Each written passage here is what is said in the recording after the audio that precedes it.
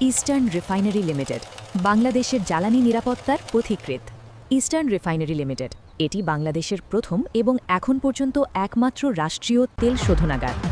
চট্টগ্রামের পতেঙ্গায় কর্ণফুলী নদীর তীরে অবস্থিত এই প্রতিষ্ঠানটি গত কয়েক দশক ধরে দেশের জ্বালানি খাতের মেরুদণ্ড হিসেবে দাঁড়িয়ে আছে। তৎকালীন সময়ে এর বার্ষিক তেল শোধন ক্ষমতা ছিল ১৫ লক্ষ মেট্রিক টন, যা আজও বিদ্যমান।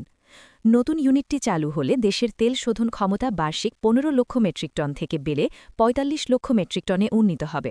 ইস্টার্ন রিফাইনারি লিমিটেড ৬০-এর দশকে অর্থাৎ ১৯৬৩ সালে একটি পাবলিক লিমিটেড কোম্পানি হিসেবে নিবন্ধিত হয়।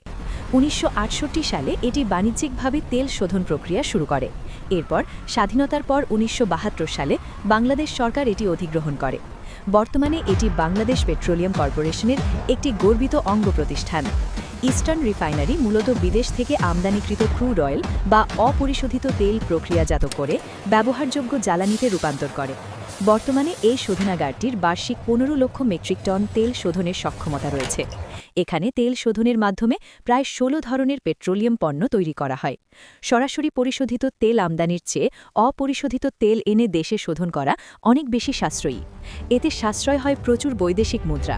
এমনকি আমাদের রাস্তাঘাট নির্মাণের জন্য প্রয়োজনীয় বিটুমিন উৎপাদনেও এই প্রতিষ্ঠানের ভূমিকা অপরিসীম।